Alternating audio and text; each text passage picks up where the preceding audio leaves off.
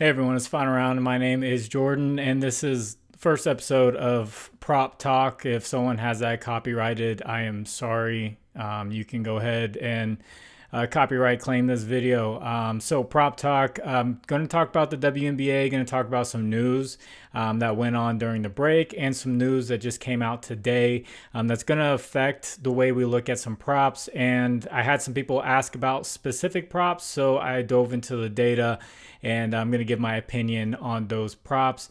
If you have not yet seen, I do have a video with my player prop picks that was released last night.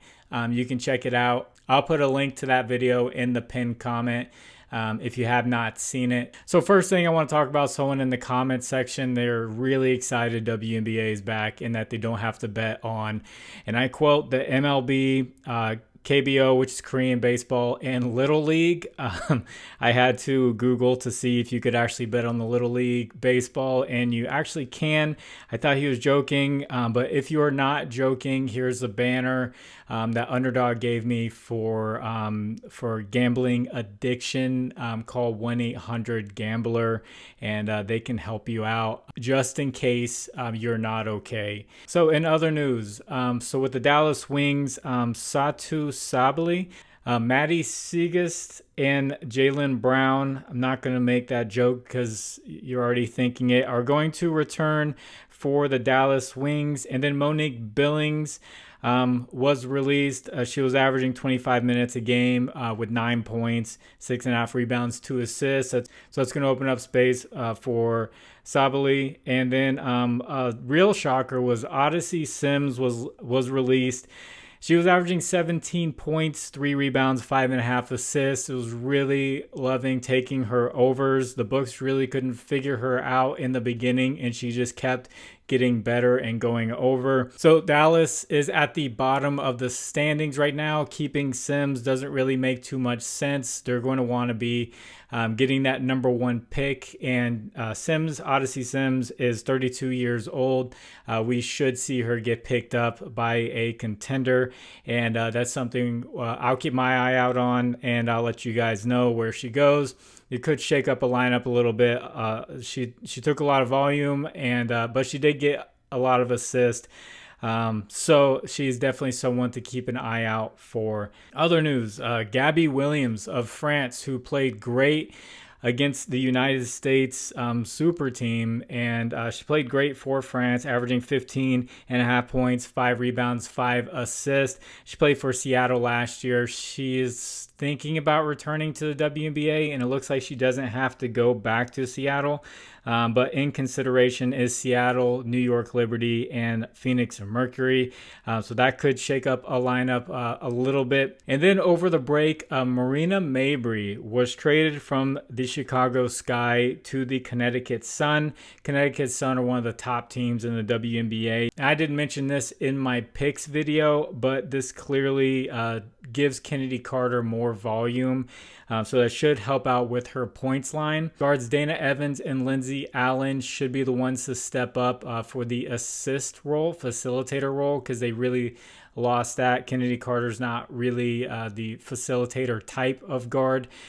So they don't have props out for Evans or Allen. They're probably waiting to see who's in the starting lineup, and they probably want to see how the first game goes. And people wanted to know my thoughts on how Mabrey would fit in with the Sun.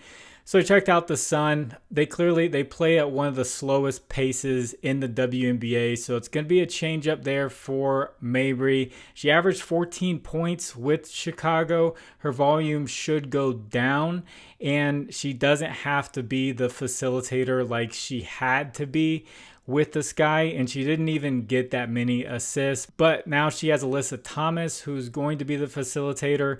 With slow pace, a lot better talent around her to open up easy shots. I think her volume goes down, but I think the quality of her shots will go up. It's just going to be up to her to knock those down. But I think the biggest winner of this trade, props wise, is definitely going to be Kennedy Carter. And then my next subject, I want to talk about the Phoenix Mercury. They're going to be on a back-to-back to start out this break, and I'm pretty sure someone can fact check me on this, but I pretty sure that every team on a back-to-back has lost that second game in the WNBA. They do not handle back-to-backs very well.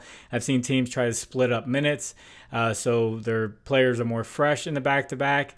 And with the Mercury, they have 3 players coming off the USA team, and it could be a little bit difficult with jet lag and rust from other players who weren't there, having to play 2 games in a row, 2 nights in a row. So I'm definitely, I already put a bet in for Indiana spread on that Friday night. So I just want to let you guys know that, and they do have lines out for the Friday night games. I will be making that video tomorrow night. I want to go ahead and just tell you, I already like Caitlin Clark, 9.5 assists.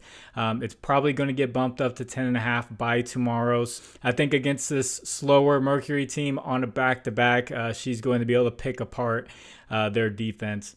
So we can get into some props that people asked about in the comments. Someone asked about Napheesa Collier, under 32.5 points, rebounds, and assists. This came out at 33.5. It got bumped down.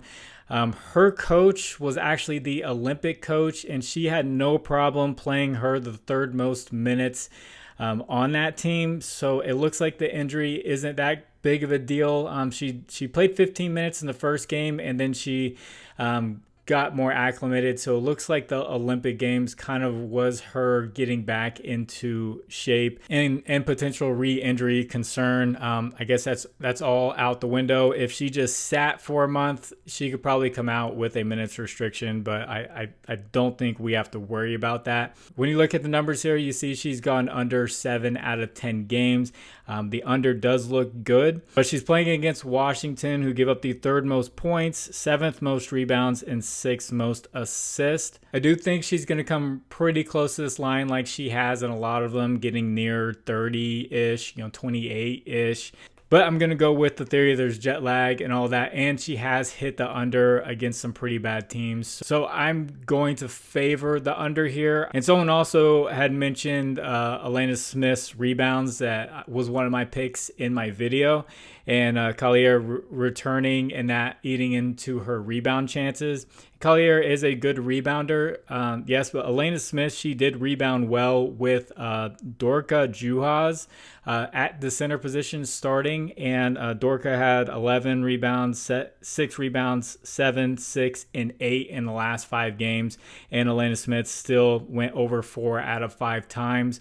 So yes, it may take away some opportunities, but I think Elena Smith still is going to be fine for the over on rebounds. So this next one, a lot of people had links questions. This next one was Kayla McBride over 15.5 points and -120. And this one is interesting because, yes, she has a very good matchup here against Washington. They give up the 2nd most points to guards, and her volume went up with Collier out. Her volume went up by just 3 field goal attempts and over this line in 5 out of the last 8 games in general, 4 out of the last 10 with Napheesa Collier out there, and with Napheesa Collier at home. Is 36% on the over. The 4 overs she went over against were against Dallas and Seattle on 2 separate occasions. So she scored 17 points without Napheesa Collier against Washington at home, and she shot 50%. She had a good game. It wasn't like it was a bad shooting game. So you bring Collier back. This one's scary for me. I run into this all the time where you have a very good matchup, but the line is just set to where she just hasn't hit it that much, and that's with her teammate there. So I think I would favor the under, but it's scary just because the matchup is really good. But she got 17 without Collier there. If you take away 3 shots, she's potentially making 1 less and going under there at 15. So I think it's going to be very close, but I would favor the under for Kayla McBride.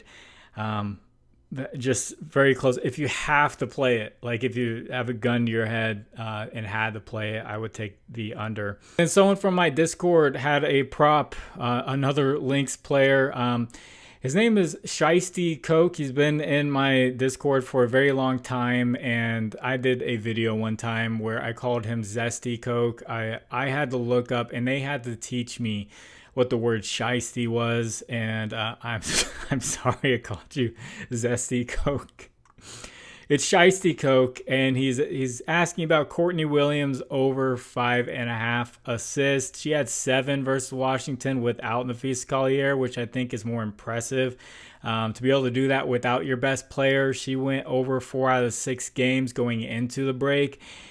So with this good matchup and scoring, she's going to be fresh to give it to her teammates.